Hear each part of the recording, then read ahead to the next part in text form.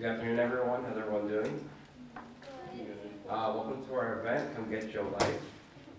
My name is Brian Brito. I'm the president of the Student Global Leaders, and today we have a speaker, Dr. Vazquez. He's a humanities professor at our college. So if you haven't taken humanities, you should take them. So I was saying. He's been teaching at the college for 31 years. He has a PhD in historical musicology from the University of Miami. So sit back, relax, and learn about life, leadership, and everything else. Enjoy. Thank you.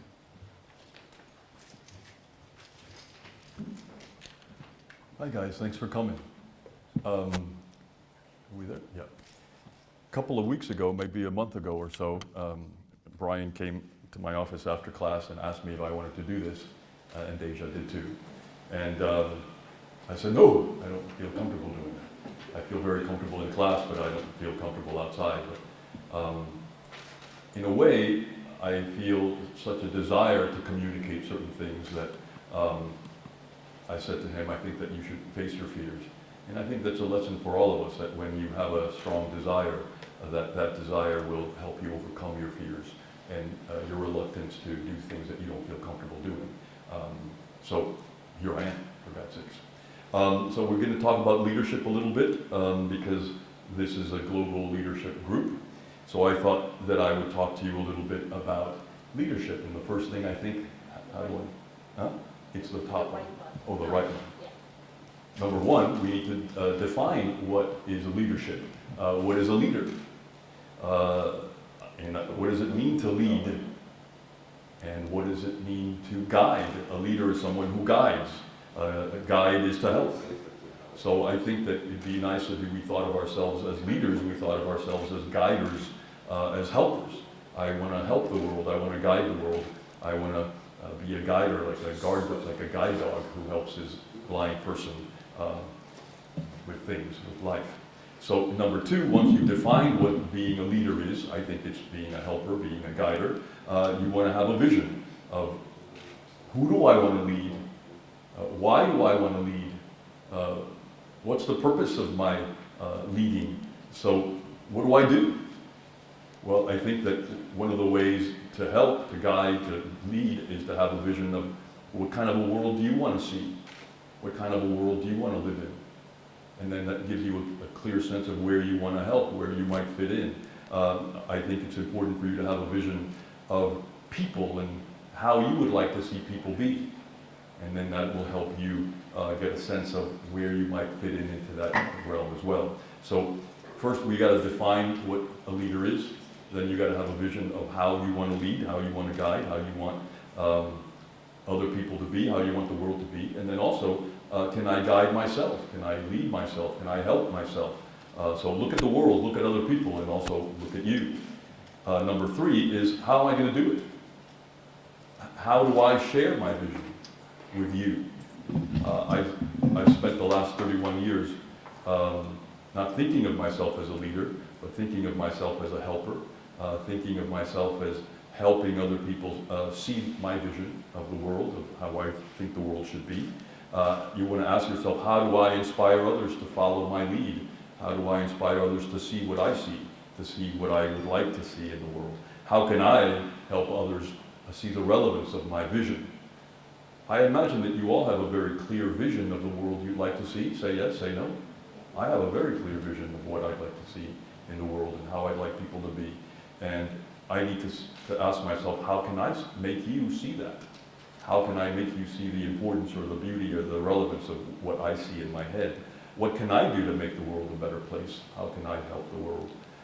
And number four is the crux of the whole thing, which is a very simple but perhaps not easy solution, which is to lead by example. I think the most important thing for us, all of us, if we want to help the world, if we want to guide the world, if we want to lead the world, is to be the example to the world. You want to lead yourself. It all starts with us. When I see people fighting amongst themselves and whatever, how can we expect countries and different religions to get along if I can't get along with you? And we expect governments to get along? It's really down to the very essence of myself. I want you to understand that we have to take personal responsibility for the world. That I need to take personal responsibility for my actions. Rather than looking at other people and seeing what they're not doing, I need to look at myself and say, what am I not doing? How can I be the change that I want to see in the world? Gandhi said that. I imagine many of you know that Gandhi said, you need to be the change you wish to see. You need to be the person that you want other people to be. You need to be the solution. So that's what I try to do. I'm not always, I don't always do it, but that's what I'm always in the back of my head. I've got the vision of the world that I want to see, the vision of people that I want to see, and then I got to be that.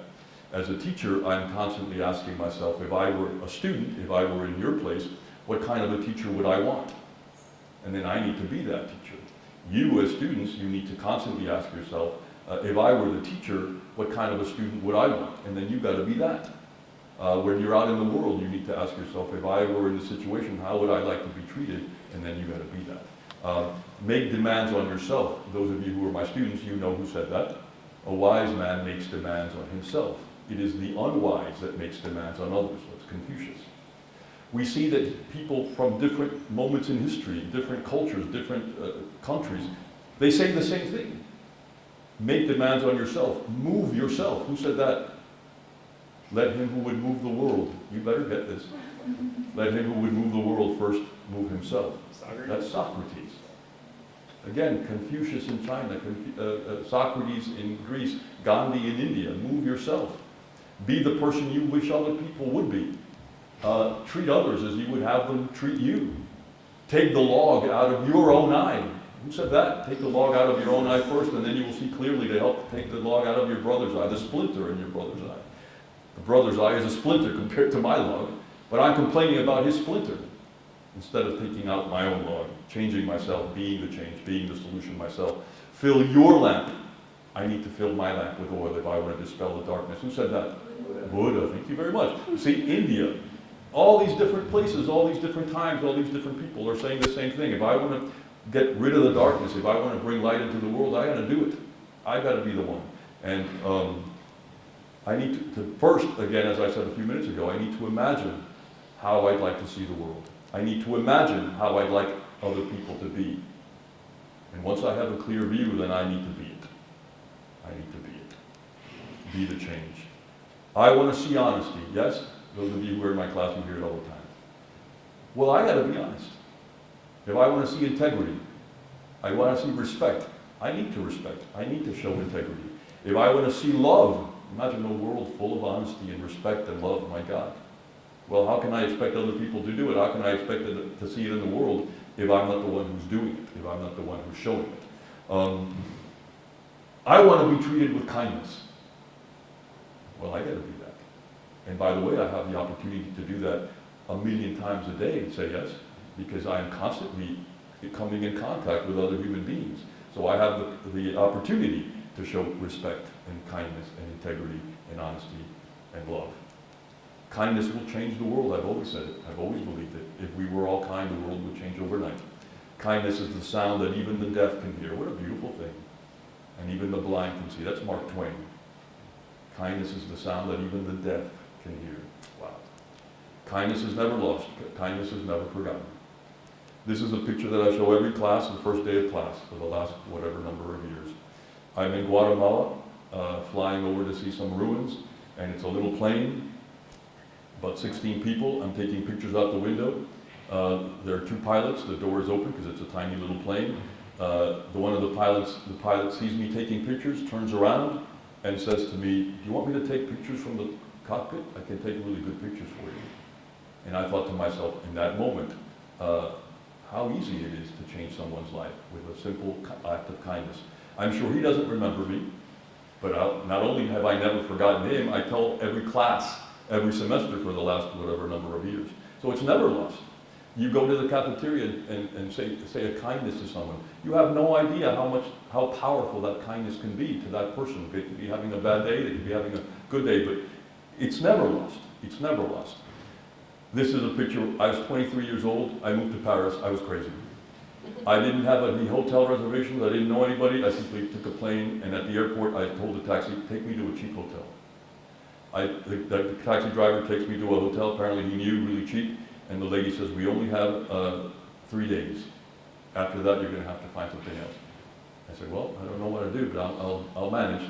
And every day when I came to the hotel room after looking around, there was a newspaper in my room, and she had outlined the certain apartments that were cheap.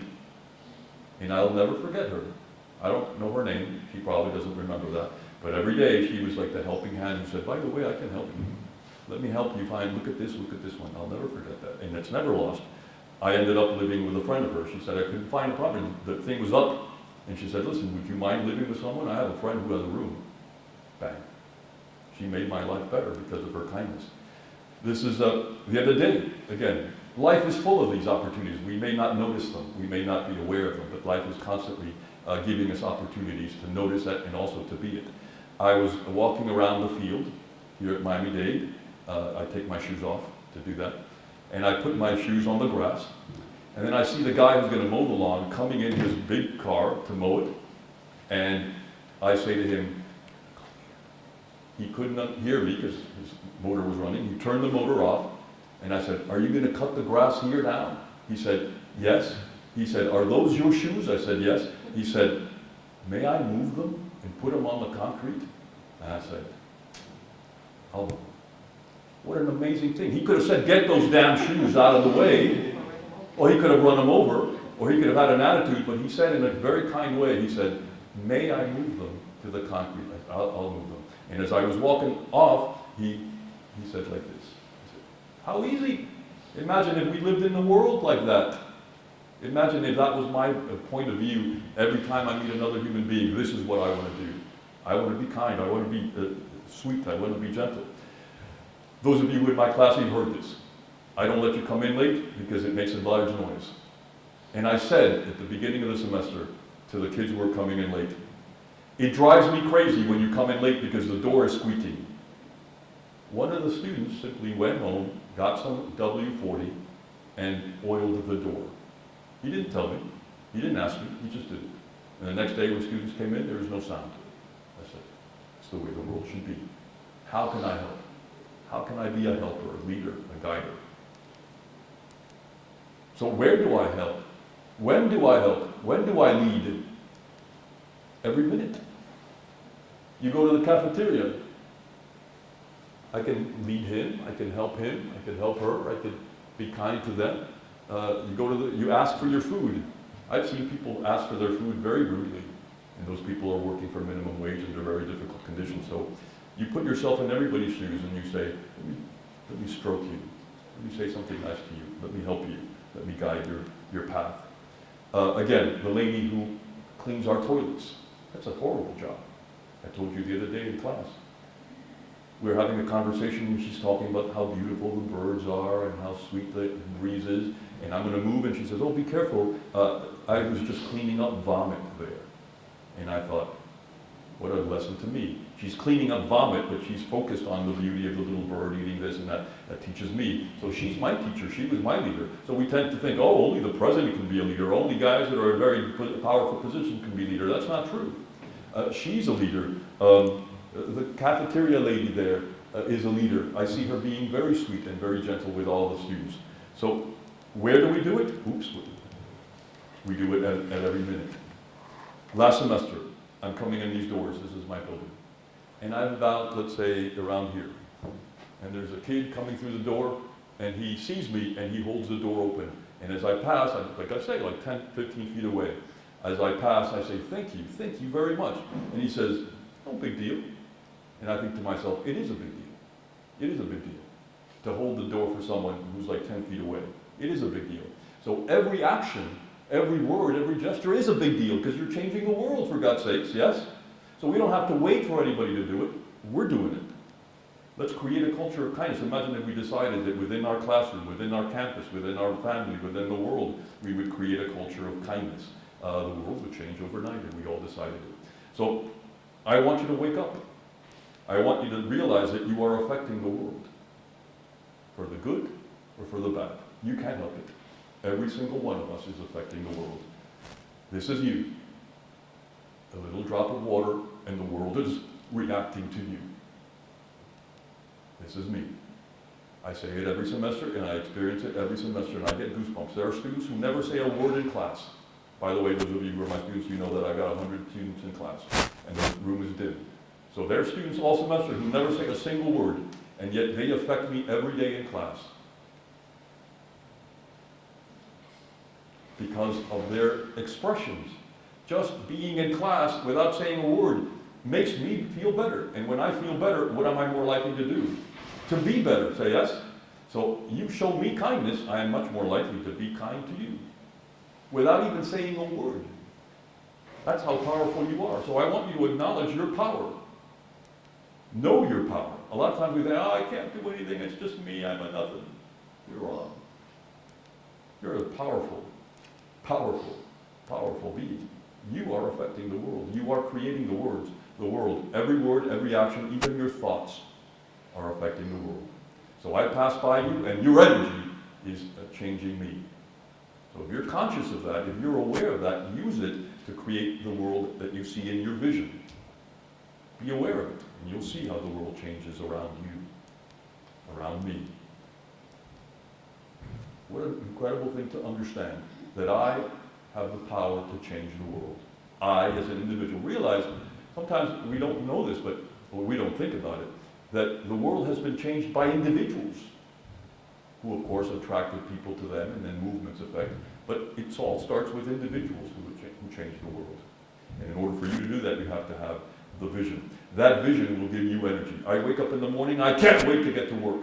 It gives me great energy. Why? Because I'm not thinking, well, I'm going to go make $100. I'm thinking, I'm going to go in and change the world. That lady who cleans the toilets, that lady in the cafeteria, I'm going to go in and change the world. I'm the guy who answers the phone at the bank. I'm going to change the world. That gives me a great sense of energy, a great sense of joy to know that I'm being a force for good in the world. I'm not just existing, I'm not just moving one day to the other and eating and going to the bathroom. I'm changing the world. That's an incredible sense of joy, and it's an incredible sense of energy that should fill me with confidence. I'm a powerhouse. I change the world every day, every minute. It fills me with courage, like I had to have courage to do this when Brian and Deja asked me. It'll fill you with focus, it'll give you focus. What do I do with my life? You make it better. You help it, you heal it, you change it. That'll give you purpose. When you have a purpose and a meaning to your life is much richer. You're not just waking up, going to work, going to bed, going to work. And again, my purpose can be fulfilled walking around, cutting the grass, cleaning the toilets. So that should open up a world of possibilities for you in terms of what do I do for a career? You don't have to be a doctor or a lawyer or a teacher or anything to change the world. You do whatever you want. You do whatever you love. And from that position, you're going to change the world. See the big picture. See how you fit into the big picture. The world is in your hands. The world is in my hands. In our hands. The earth is a paradise. I teach you that every day. Imagine if we finally got it right. Imagine after thousands of years of living in this beautiful, incredible, extraordinary planet, we would finally get it right. And the answer is very simple. We need to change ourselves. Perhaps not easy to do, but it is a very simple thing to have in the back of your mind every day, every moment. I'm a powerhouse. And everything that's coming out of my mouth, every gesture, every thought, is changing the world. Imagine existing in this beautiful world, getting along, loving, kind, honesty, respect. It'd be incredible. So open your eyes, because we're all awake, we're all asleep. And the more you open your eyes, you're going to realize that you are affecting the world. You're making it better. That's what you choose. So let's finally, hopefully, learn to live. Imagine if we decided today is a turning point in the history of the world. We're going to learn to live. We're going to see the clarity of the simplicity of the opportunity that we all have to change everybody's life for the better. Yep. So that's it. Very simple.